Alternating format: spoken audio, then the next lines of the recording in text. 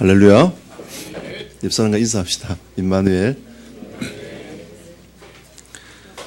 오늘 이 본 말씀을 통해서 말씀의 제목을 복음으로 하나 되는 공동체라는 제목을 삼아봤습니다.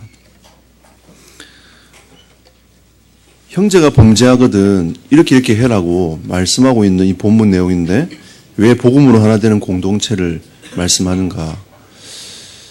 저는 오늘 이 본 말씀을 보면서 우리가 이 공동체 안에 있는 형제를 어떻게 생각하고 우리 공동체에서 두세 사람이 어떻게 모여서 하나님을 바라볼 것인지에 대해서 말씀하고 있는 오늘 본문 내용입니다. 한 사람을 얘기한 것처럼 보이지만 하나님은 우리에게 공동체에 대한 메시지를 오늘 이 시간 허락하시는 겁니다. 우리 서부지찬에 있는 목사님들이 대표적으로 교회마다 이제 목사님들이 갔다 온 것처럼 보이지만 우리 이 모든 것은 공동체의 의미가 그 속에 담겨 있습니다.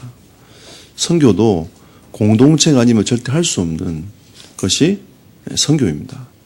우리가 함께 마음 담고 기도하고 또 선교사님의 사정을 우리가 이해하고 또 그걸 두고 기도하고 응답받는 이런 모습들이 우리가 해야 될 모습들이 아닌가 생각됩니다. 지난번에도 우리 자카르타에 있는 김종욱 선교사님이 비자 문제 때문에 많은 어려움을 겪고 있는 걸 저희가 들었어요. 우리가 자카르타에서 함께 선교팀들이 기도했습니다. 하나님, 이 문제 또한 하나님께서 해결해 주십시오. 하나님은 모든 것을 할 수 있는 하나님이 아니십니까? 그리고 또 함께 이분이 결단하고 마나도라는 섬으로 같이 가게 됐습니다. 근데 마나도에서 응답이 왔어요. 비자 문제 해결됐다고. 우리에게는 작은 것처럼 보이지만 선교사님들이 그게 굉장히 큰 문제인 거죠. 소소하게 하나하나 이 문제들을 우리는 또 기다리면 되어져 가는 부분도 있겠지만 또 선교지는 기다려서 안 되는 문제가 있어요. 이런 수많은 것들이 선교사님들 앞에 있는데 우리가 그 부분들을 함께 기도하고 사정을 알고 간다는 것은 참 중요하다고 생각됩니다. 지난주에 오신 김세희 우리 선교사님도 하와이에 지금 많은 이 영적인 싸움들을 계속 해나가고 있는데 우리가 그 사정을 알고 기도하는 것은 굉장히 중요하다고 생각합니다. 이것이 공동체 선교가 아닌가. 이번에도 논산에서 목회하고 계시는 우리 이미몽 목사님이 선교사로 나가신 현장을 다녀왔습니다. 이 현장은 어떤 현장이냐면 이 바기오에 먼저 파송된 우리 선교사님이 학교 사역을 계속했어요. 그 응답의 문들이 이제 이 팔라완 쪽으로 열려가지고 계속 공동체 선교를 계속 한 겁니다. 그 선교사님 사역에 수많은 목사님들과 교회들이 계속 후원 사역을 계속했어요. 또 목사님들이 들어가서 선교하고 또 대신에 계속 돌아가면서 그 마음 담고 또 필리핀 선교회를 만들어내고 이렇게 하면서 계속 들어갔던 그 응답의 현장에 우리 이미봉 선교사님이 선교사로 자원해서 들어가시게 된 겁니다. 저는 이분을 20년 이상 알았거든요. 진짜 복음의 열정이 있으시고 복음을 사랑하시는 분이셨습니다. 논산에 그대로 계셨으면 그냥 편안하게 노후를 맞이할 수 있는 분이긴 한데 그 현장을 계속 들어가다 보니까 하나님이 그분에게 마음을 주셔가지고 이 현장에 진짜 선교할 수 있도록 하나님이 문을 열어주신 거예요. 그래서 이분이 어느 날 60세 되던 날 결단하셨어요. 나는 여기서 편안하게 살 게 아니라 하나님이 나를 제2의 현장으로 부르신다. 가야 되겠다고. 제가 말을 못 하겠더라고요. 가지 마십시오. 라고 저는 하고 싶은데 말을 못 하겠어요. 그러면서 하시는 얘기가 말씀으로 제게 차근차근 말씀하시는데 내가 길가리도 머물지 않고 여리고에도 머물지 않고 하나님이 나에게 이 현장으로 가라고 말씀하신다고. 그렇게 제게 말씀하시니까 저는 할 말이 없더라고요. 사실 제가 굉장히 고민이 되고 기도 제목이 있으면 그 목사님하고 이제 제 마음을 나누고 기도 제목을 소통하고 했던 분이거든요. 제가 어떻게 보면 제 영적인 멘토 역할을 했던 분인데 저는 얼마나 아쉽습니까? 가신다고 하니까. 이번에 제가 아무 말 하지 않고 가서 가만히 그 현장을 보면서 진짜 하나님께 감사했습니다. 하나님이 이것 때문에 하나님이 이 선교사님을 불러서 이 일을 하게 하시는구나. 마지막 생을 거기서 드리려고 이분이 들어가셨어요. 전체로 3가지 사역을 제가 보고 왔습니다. RCC 사역과 RGS 사역, 이게 학교 사역입니다. 후대를 양성하는 학교 사역을 하나님이 시작하게 하셨어요. 그 학교 사역을 하면서 후대들에게 이 복음을 계속 심어 나가더라고요. 아침마다 학교에서 예배드려요. 아침마다 예배드리고 또 아이들이 가만히 보니까 하나님 이 복음 선구를 계속 암송해 나가고, 필리핀 아이들이 자기 언어가 따갈로그잖아요. 따갈로그도 외우면서 영어도 하면서 어떤 친구는 한국어로도 성경 구절을 외워요. 한국 사람도 한국어를 잘 안 외우는데 얘는 따갈로그, 영어, 한국어까지 그 암송을 하면서 이 복음 메시지를 암송하는 부분들을 봤어요. 이게 매일 아침마다 되니까 제가 가만히 보면서 이 매일 하나님 앞에서 이 말씀을 가지고 묵상해 나간 이게 굉장히 중요하구나. 제가 예전에 그 북한하고 중국 사회 갈 때 어느 한 시골에 가서 할머니들이 모여가지고 찬송을 부르는데 음도 안 맞고 제가 도저히 따라 부를 수 없었거든요. 근데 그분들 나름대로 룰이 있었어요. 부르는 룰이 있었는데 제가 가만히 들으면서 굉장히 은혜를 받았습니다. 그때 이후로 제 가슴을 치는 찬송. 아이들이 반주도 없고요. 악기도 아무것도 없어요. 그냥 손뼉치면 찬송하는데 그 목소리가 제 가슴을 막 울리는 겁니다. 우리가 하나님께 어떻게 찬송할 수 있을까? 어떻게 하나님을 바라볼 수 있을까? 그 아이들 심령들이 그 아이들의 목소리로 하나님을 찬송하는데 너무 아름다운 거예요. 제가 그 동영상 찍어봤습니다. 너무 아름다워가지고. 여러분 그 동영상 보면 애들 노래 부르는 걸 생각하겠지만 그 현장에서 제가 그 아이들의 목소리를 듣고 하나님 역사하신 것들 볼 때에 제 가슴을 막 찌르는 거죠. 이 후대 사역이 참 중요하구나. 이 후대 사역을 위해서 그 걸음을 걸어가시는 우리 선교사님을 보게 됐습니다. 두 번째는 현장마다 전도학교를 세워놨어요. 현지인 중심으로 전도학교를 세워놓고 거기서 계속 복음의 말씀이 흘러들어가도록 하는 겁니다. 한 랩먼트가 영어를 열심히 이제 준비해가지고 통역자를 썼어요. 고등학생. 이 고등학생이 통역을 하면서 통역을 계속하는 겁니다. 한국말로 통역을 해요. 그럼 거기 있는 현지 목사들이 영어를 듣고 따갈로그로 통역을 하는 겁니다. 여러분 이거 굉장히 힘들거든요. 저도 이 통역을 붙여도 힘든데 삼중 통역을 하는 겁니다. 이 굉장히 사실 힘들어요. 그런데 그 삼중 통역을 하면서 얼만큼 이 복음 메시지가 전달될지는 모르겠지만 삼중 통역을 하면서 매주마다 이 복음 메시지가 그 현장의 현지인들에게 계속 흘러들어가는 겁니다. 근데 거기서 누가 일어나냐? 후대가 일어나요. 아이들이 일어나는 겁니다. 이 전도학교 사역을 중심으로 해서 계속 끊임없이 복음이 선포되어지는 현장. 그리고 마지막 세 번째로 선교사님이 이런 고백을 하시더라고요. 이 현장은 복음이 아니면 안 된다고. 하나님이 한국을 많이 축복하셔가지고 한국이 우월한 것처럼 보이지만 그 생각에 쌓여버리면 선교는 이미 끝나는 것이다.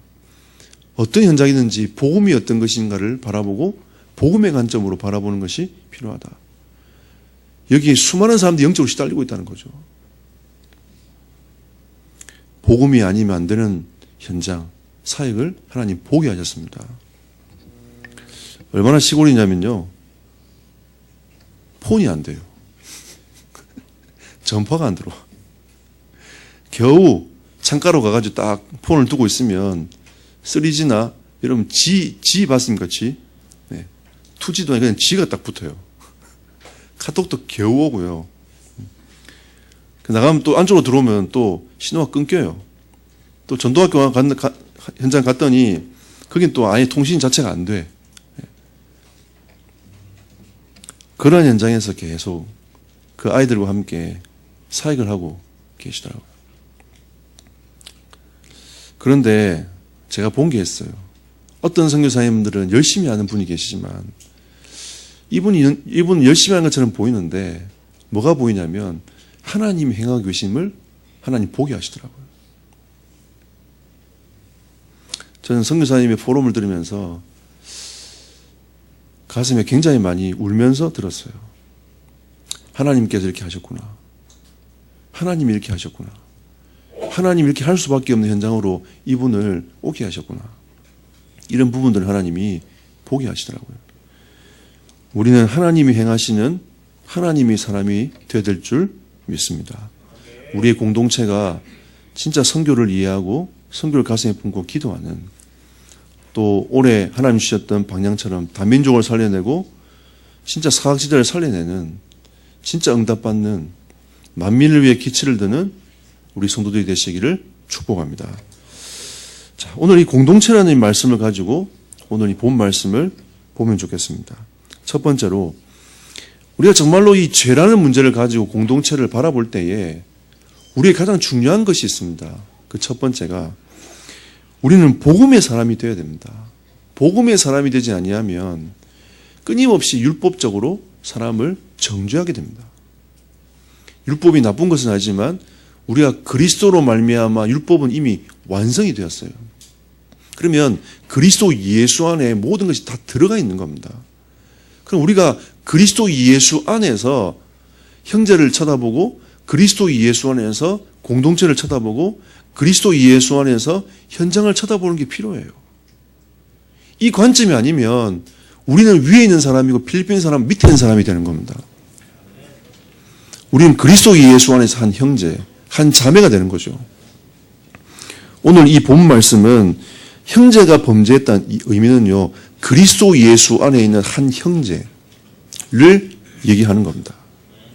그럼 우리가 먼저 복음의 사람이 되어야 되는데, 우리는 끊임없이 우리는 세상을 쳐다보고 가고 있는 거예요. 우리의 생각이 너무 육신적이지 않습니까, 여러분? 저도 거기 가가지고 진짜 육신의 문제와 싸웠어요. 제가 더위를 정말 많이 타니까 계속 에어컨 생각밖에 안 나는 거예요. 에어컨. 근데 거기 에어컨도 없어. 선풍기도 없어요. 교회 가니까 선풍기가 돌아야 되는데 선풍기가 없어. 선풍기 있는 교회도 있는데 없는 교회도 있는 겁니다. 땀이 계속 내리는 거죠. 땀이 계속 내리는 현장에 있으면서, 주여 저에게 에어컨을 주옵소서. 에어컨에 있는 숙소로 들어가고 싶어요. 계속 그 생각하고 제 모습을 쳐다봤어요. 내가 참 육신적이구나.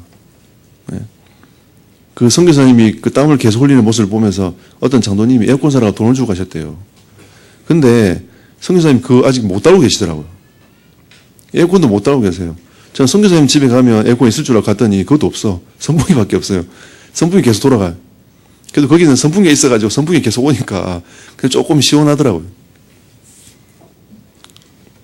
또 저희가 중간에 좀 쉬라고 방에 들어갔는데 방에 못 있겠더라고요. 너무 더워가지고. 제가 많이 먹고 왔습니다. 더위를 정말 많이 먹고 왔어요. 계속 그 생각만 드는 거죠. 에어컨 있는 방에 갔으면 좋겠다면서.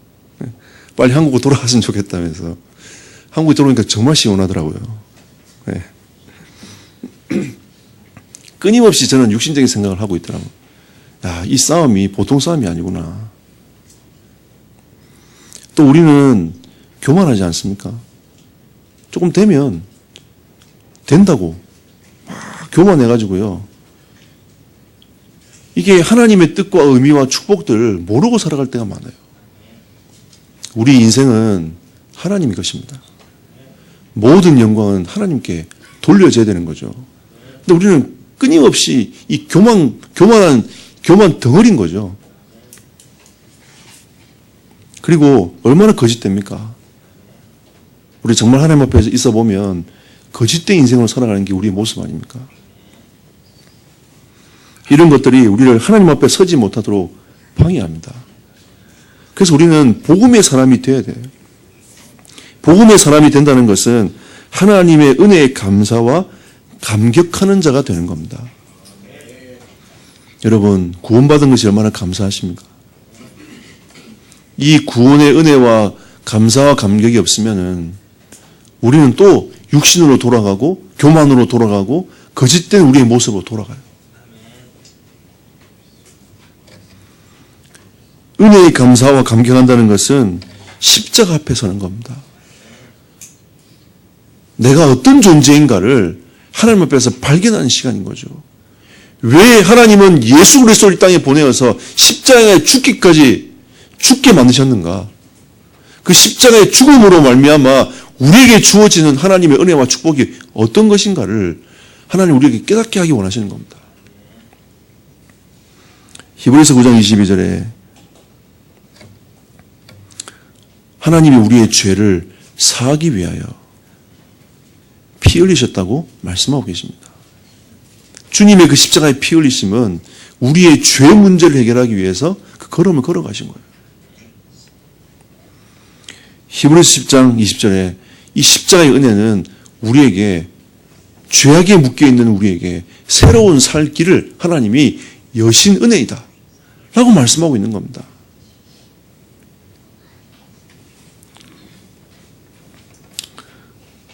얼마나 우리가 감사한 삶을 살아가고 있습니까?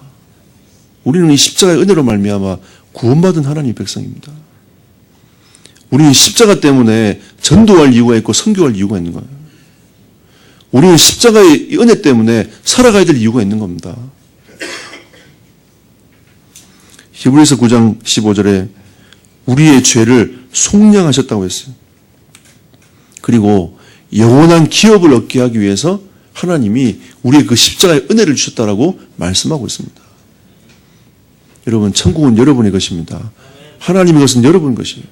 하나님께서 영원한 기업을 여러분에게 얻게 하기 위하여 그 십자가의 은혜를 주셨다라고 말씀하고 있는 거죠. 에베소서 2장 8절에 그 은혜에 의하여 믿음으로 말미암아 구원을 주셨다라고 말씀하고 있습니다. 여러분, 하나님의 은혜가 아니면 그 십자가의 은혜가 아니면 우리는 그리스도의 그 은혜 속으로 사랑 속으로 우리는 못 들어갑니다. 근데 하나님이 그 구원의 은혜로 말미암아 그리스도의 사랑으로 들어가도록 하나님이 축복하신 거죠. 우리가 이 은혜의 감사와 감격이 날마다 되어지는 은혜가 있기를 축복합니다. 여러분, 이 부분이 안 되면 우리는 계속 우리 육신적으로 돌아가요. 우리의 교만으로 돌아가요. 우리의 거짓의 삶으로 돌아가는 겁니다. 날마다 그 은혜 앞에 머물러 하나님을 찬송하고 바라보는 하나님의 사람들이 되기를 축복합니다. 그리고 우리는 복음으로 공동체 구성원들 귀하게 여겨야 됩니다. 여러분, 여기에 모여있는 우리 생명빛 성도들을 여러분 귀하게 여기시는 은혜의 길을 축복합니다. 사람은 다 자기의 관점의 사람을 쳐다보거든요. 저도 그래요. 거기서 못 벗어납니다. 내가 얼만큼 복음이 되냐에 따라서 그게 사람을 쳐다보고 판단하는 기준이 되는 거죠. 그래서 이 복음이 아니고는 우리가 어떻게 사람을 살릴 수가 없게 되는 겁니다. 복음이 아니고는 현장을 변화시킬 수 없게 되는 거예요. 나의 수준은, 나의 관점으로는 사람을 살릴 수가 없는 겁니다. 공동체를 살릴 수가 없는 거예요. 하나님은 우리에게 로마서 8장 33절에 우리를 어렵다 하신 이가 하나님이시니, 여러분과 저를 어렵다 하신 이가 누구라고요? 하나님이시다. 우리가 스스로 내가 잘나가지고 내가 이렇게 살았기 때문에 하나님이 나를 어렵게 여기신 게 아니라 하나님이 나를 그 십자가의 은혜로 말미암아 어렵다고 여겨주신 거예요.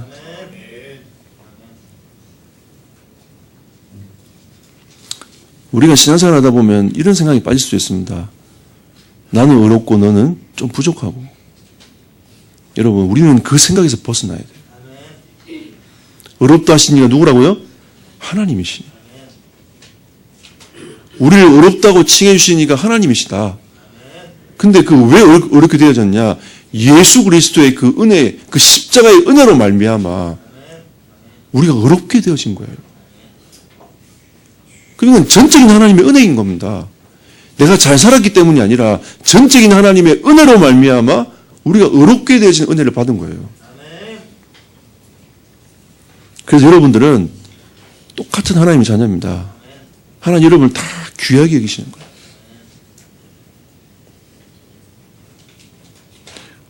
저는 어릴 때 왜 하면 잘 안 되지? 이라는 자꾸 실패감에 자꾸 빠졌어요. 그래서 저는 어떻게 생각했냐면 하나님이 내게 말씀하셔도 아니야, 안 돼, 안 될 거야. 이런 부정적인 생각이 찼단 말이에요. 근데 하나님이 저에게 계속 끊임없이 말씀하고 계신 겁니다. 너의 인생으로 어렵게 될 수 없어. 너의 힘으로 할 수 있는 게 아니야. 전적인 하나님의 은혜인 거야. 이러면서 하나님이 제 마음을 바꾸어 주셨어요. 할 수 없는 나에게, 무기력한 나에게, 하나님의 은혜가 아니면 안 되는 나의 인생에 하나님의 은혜가 어느 날 들어와서 제 마음을 바꾸었습니다. 이게 복음이구나. 이게 하나님의 은혜구나. 나는 그동안 내가 열심히 살아야, 내가 하나님 위해서 어떻게 살아야 하나님 나를 축복한다는 개념으로 살았단 말이에요. 그런데 어느 날 십자가에서 나의 모든 문제를 속량하셨구나. 나의 죄를 해결하셨구나. 하나님이 나를 어느 날 그 십자가의 사실을 믿게 하시더니 나를 의롭게 하셨구나. 의롭게 하시니까 하나님이십니다. 그 메시지가 제 마음속에 조금씩 들어오기 시작하더니 하나님이 나를 살리도록 하셨습니다. 그 관점으로 제가 사람을 쳐다보게 됐어요. 제가 한 번씩 얘기 안 했습니까? 제가 처음에 공주 와가지고 주일날 사람들이 뭘 굉장히 편안하게 사먹는 걸 보면서 이걸 어떻게 생각해야 될까? 진짜 고민을 많이 했어요. 나는 어릴 때 신앙생활을 어떻게 배웠냐면 주일은 거룩하게 지켜야 되고 토요일날 모든 걸 준비해서 주일날 먹어야 돼. 이 개념이 제 개념입니다. 근데 제가 제일 처음에 문화 충격이 뭐냐면 제 동기 중에 한 명이 서울에 교회를 갔다가 방학 때 내려오는 거예요. 학교가 서울이니까 와가지고 뭐라고 하냐면 우리는 주일날 교회 자판기도 있고 사람들이 나가서 커피도 마시고 막 그런다고. 제가 그때 뭐라고 했는지 아세요? 그게 무슨 신앙생활이냐면서. 제가 진짜 그렇게 했어요. 제가 그렇게 얘기했습니다. 그 걔는 뭐라고 하냐면 뭐 어때? 같이 모여서 같이 커피도 한잔 마시고 얘기도 하고 얼마나 좋냐면서. 그게 무슨 신앙생활이냐면 주일날 다 준비해야지. 어떻게 돈을 넣고 자판기에서 뽑아먹냐면서 제가 이렇게 막 싸웠어요. 그럼 하나님 제게 복음을 주셔가지고 복음을 조금 치유를 받고 있는데 제가 공주로 딱 올라와가지고 선도들이 굉장히 편안한 마음으로 사먹고 다니니까 제가 또 생각이 들었던 거죠. 뭔가 약간 눈치를 보면서 사먹어야 되는데 제가 앞에 있는데도 전혀 끓김 없이 가게를 쑥 들어갔다가 편안한 마음으로 나오시더라고요.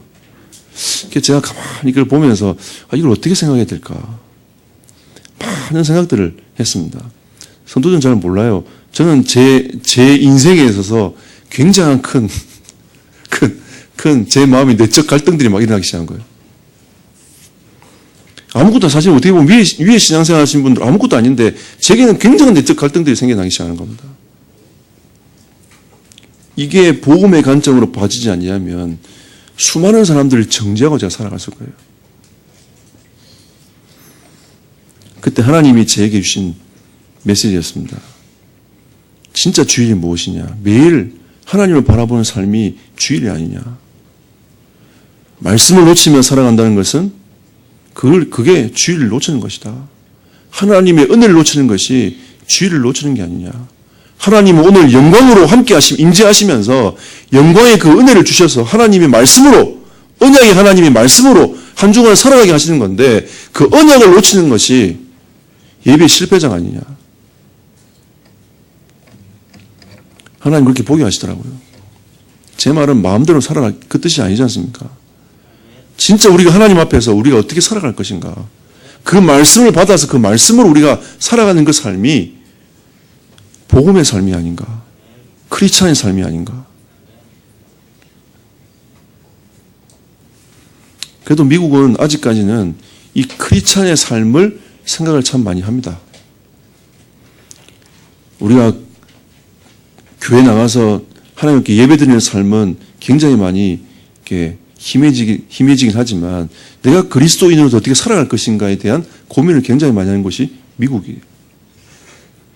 근데 우리는 반대로 하나님 은혜를 사모하지만 크리스찬의 삶을 어떻게 살아갈 것인가에 대한 고민을 많이 못하고 있는 게 아니겠습니까?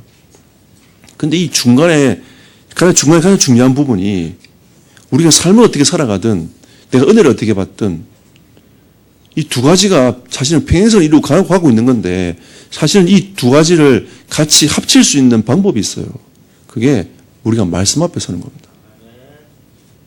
우리의 생각 앞에 서는 게 아니라 말씀 앞에 설 때에 하나님이 우리를 성령께서 계속 바꾸고 가시는 삶을 살아가도록 만들어가는 거죠.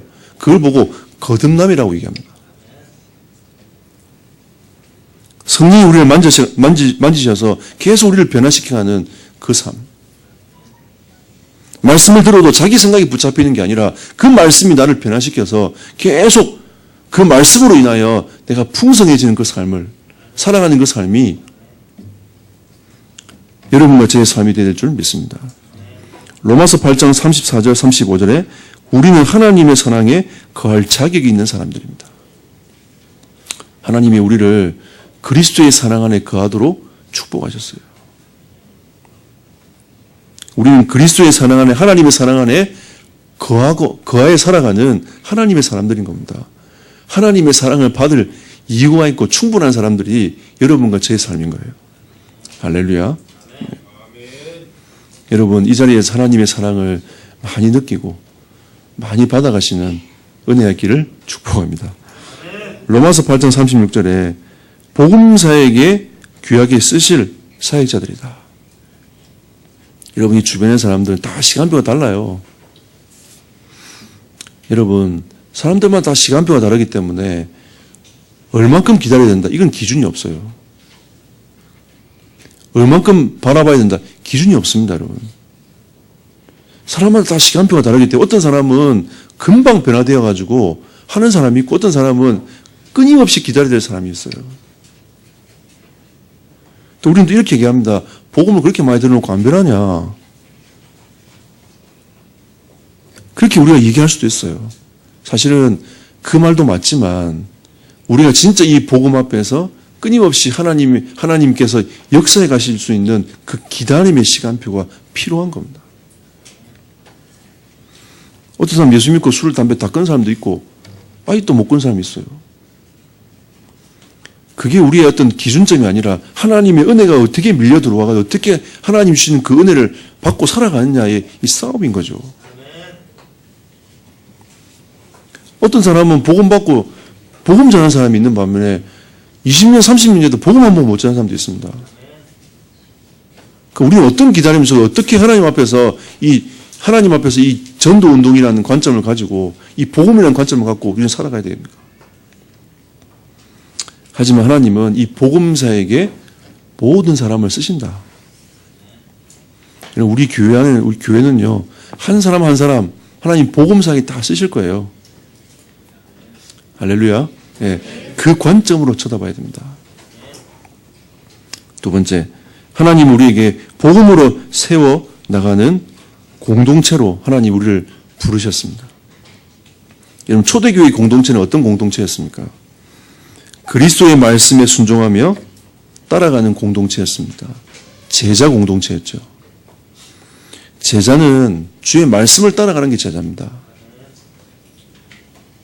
마태복음 4장 19절에 나를 따라오너라 내가 너희를 사람을 낚는 어부가 되게 하리라.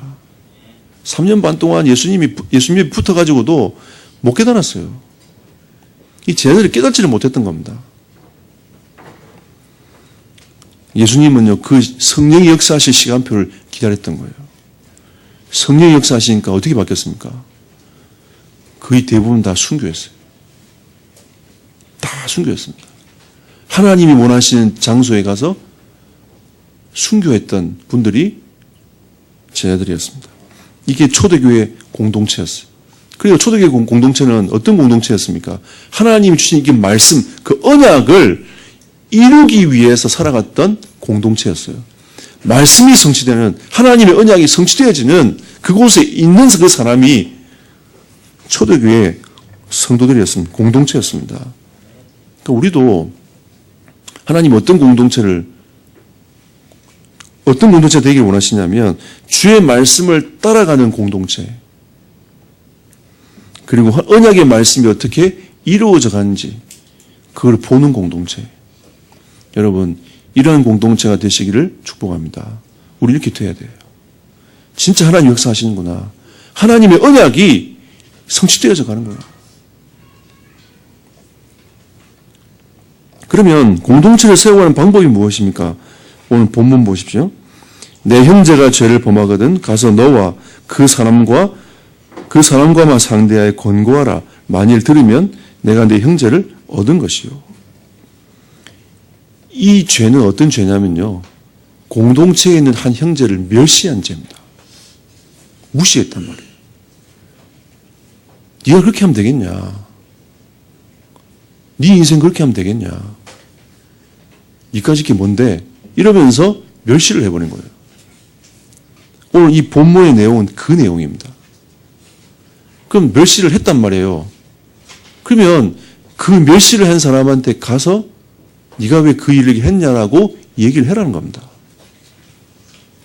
그게 공동체를 파괴시키는 죄라는 것을 인식을 시켜주라는 거예요. 여러분, 이게 얼마나 무서운 겁니까, 여러분? 여러분, 하나님은 이 사람을 사랑하는 공동체로 부르시고 하나님 이 사람을 통해서 하나님이 행하실 일들을 하나님이 준비하고 계신데 그 하나님의 사람을 멸시를 해버린 거예요.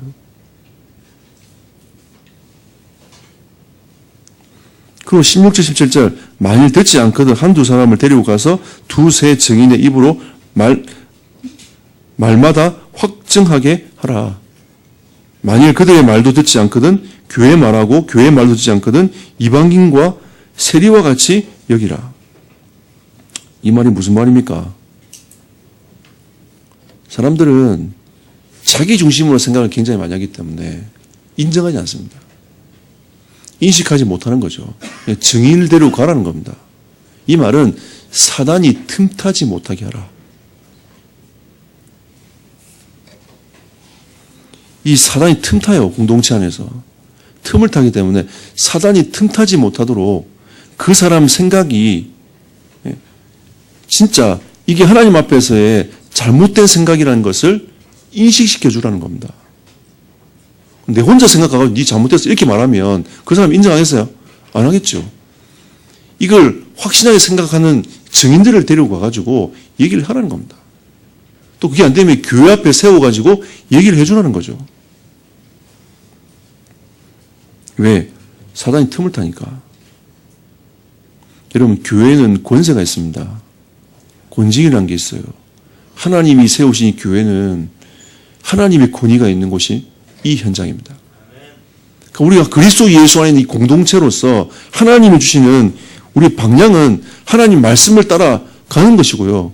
하나님 언약이 이 공동체를 통해서 이루어지는 것이 교회의 모습이라는 거죠. 하지만 이 사단이 틈을 탈 수 있다는 겁니다. 그것조차 없애라. 그리고 18절 19절 보십시오. 진실로 너희에게 이르노니 무엇인지 내가 땅에서 매면 하늘에서 매일 것이요 무엇인지 땅에서 풀면 하늘에서 풀리리라. 진실로 다시 너희에게 이르노니 너희 중에 두 사람이 땅에서 합심하여 무엇인지 구하면 하늘에 계신 내 아버지께서 그들을 위하여 이루게 하시리라. 만약에 이 두 사람이 공동체가 되어서 영적 관계가 회복되어지면 하나님은 그 두 사람이 기도하는 그 기도를 하나님이 들으실 것이다. 공동체와 영적 관계입니다. 우리가 영적으로 굉장히 응답받아가지고 쭉 나가는 사람이 있는 반면에 치유받을 시간표도 있는 사람이 있어요. 그러면 영적으로 응답받아 쭉 나가는 사람들은 치유받을 시간표 있는 사람들을 보면서 빨리 와야 될 텐데 뭐하냐 이렇게 생각할 수 있다는 거죠. 우리가 잘못해가지고 멸시를 할 수 있어요. 그럴 수 있습니다, 여러분. 우리 교회 성도들은 그렇지 않지만 다른 교회는 그런 것들이 많이 들려요. 멸시를 할 수 있단 말이에요. 그랬을 때에 이 영적 관계를 어떻게 할 것인가? 하나님 우리의 공동체를 세워나가기 원하시기 때문에 사단이 틈타지 않도록 우리는 서로 권면하면서 하나님의 나라를 세워가는 공동체가 되시기를 축복합니다. 그럼 20절에 두세 사람이 내 이름을 모인 곳에 나도 그들 중에 있느니라. 성령의 임재하심을 맛보게 되는 겁니다. 마음의 상처가 있고 여러분 예배 나오면 어떻습니까, 여러분? 때로는 위로가 되기도 하지만 그것 때문에 예배가 안 될 수도 있어요. 미워하는 사람이 생기면 그것 때문에 예배가 안 될 수 있습니다. 마음에 걸리는 게 있으면 그것 때문에 예배가 안 될 수도 있어요. 근데 하나님께서 이 문제를 해결하고 그 사람들이 마음을 합해서 하나님을 바라보기 시작하면 거기에 뭐가 임한다고요? 성령이 임재하신다.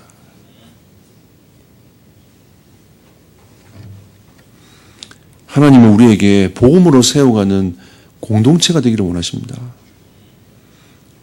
우리는 완벽할 수 없어요. 절대 완벽할 수 없습니다, 여러분. 우리는 언제 완전해지냐? 하나님이 우리를 부르시는 그날 우리는 완전해져요. 공동체 안에는 이런 사람 저런 사람이 있습니다. 우리 부모님들이 한 번씩 이런 얘기를 해요. 똑같이 배 아파 낳았는데 형제가 어떻게 저리 다르고 자매가 어떻게 저리 다르고 또 첫째 생각과 막내 생각이 또 달라요. 다릅니다. 자기의 위치에 따라서 또 생각이 또 달라요. 중간은 중간 나름대로 상처가 있고 장남은 장남대로 뭐 무게감이 있고요. 차남은 또 맨 마지막 막내는 생각이 별로 없고 이런 것들이 거의 대부분 이렇게 쭉 보면 흐름이에요, 흐름. 근데 그거를 막내 보고 니 장남처럼 해라 이러면 이게 힘든 겁니다, 여러분. 그 막내로서 인정하면서 어떻게 하나님 앞에서 응답받을 것인가를 보도록 만들어주는 거죠. 그 속에 쓰임받도록 하는 겁니다. 선교사님 자녀가 그런 얘기를 하더라고요. 내가 이렇게 선교사로 나도 모르게 아버지의 손에 끌려가지고 선교지로 왔는데 나는 진짜 많이 힘들었고 어려웠다고. 그 선교사 자녀의 어릴 때 기도 제목이 뭔지 아세요? 우리 아버지가 집에 있는 거. 그게 기도 제목입니다. 얼마나 단순합니까? 아이의 심정은 선교사는 불이 붙어가지고 막 전 세계에서 막 가는데 아이의 기도 제목은 뭐냐? 우리 아버지가 집에 있는 거. 이게 기도 제목이었어요. 여러분 이해되십니까? 이게 그 아이들의 기도 제목이라니까요. 이 아이들이 이제 아버지의 선교를 이해하고 하나님이 선교하시는 것들을 이해하고 그러면서 점점 세월이 가면서 그걸 받아들이는 거죠. 그게 상처가 됐던 건 조금씩 치유되어져 가고. 그리고 또 어린 또 선교의 자녀들이 또 와 있는 걸 보면서 그 아이들 가슴이 품는 게 또 달라요. 우리와 생각이 완전 다른 겁니다. 여러분, 그래서 셋째도 필요하고 막내가 필요하고 장자도 필요하고 다 필요한 겁니다. 그 영적인 코드가 맞아져 가지고 사람을 살려내는 거예요. 여러분, 공동체를 세워나가는 하나님의 은혜가 있기를 축복합니다. 결론 맺겠습니다. 여러분과 저는 오직 복음이 되어야 됩니다. 골로새서 2장 6절 7절에 보니까 그리스도 예수 안에서 행하라 그랬습니다. 이번에 한 현지 사역자가 이런 얘기를 하더라고요. 사역자 포럼하면서 이런 얘기를 하는데 우리가 생각하고 있는 이 각인, 뿌리, 체질 안 바뀐다는 거죠. 우리나라는 코리안 타임 30분이잖아요. 지금 많이 줄었지만 코리안 타임 30분인데 필리핀은 그 타임이 1시간이래요. 그 시간 뭐 이제 언제 올지 모른대. 계속 끊임없이 기다리는 거예요. 선교사님 약속해서 가보면 안 온대. 1시간 동안 길거리에 서서 기다린다는 거예요. 그게 필리핀 타임입니다. 필리핀 타임. 언제 올지 모르는. 그러면서 그 전도자가 그런 고백을 하더라고요. 우리에게도 각인과 뿌리와 체질이 있는데 그게 너무 안 바뀐다면서. 근데 저는요, 그분의 눈빛을 보면서 어떤 생각이 했냐면 참 복음을 사랑하는 분이구나. 순수하신 분이구나. 이 현장에 복음을 사랑하고 순수하게 전도운동하는 제자가 있구나.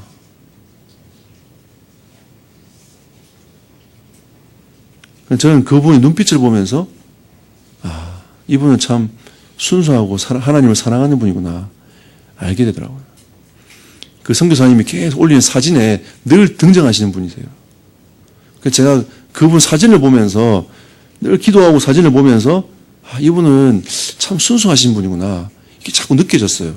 현장에 진짜 가보니까 그게 느껴지더라고요. 우리는 그리스도 예수 안에서 삶을 살아가야 됩니다. 이 말이 무슨 말이냐? 어떻게 하면 복음이 유익될까? 어떻게 하면 공동체의 유익이 될까? 이걸 바라보면서 걸음을 걸어가는 거죠. 그리고 그 안에서 뿌리를 내리고 세워져가며 믿음에 굳게 서라 라고 말씀하고 있습니다.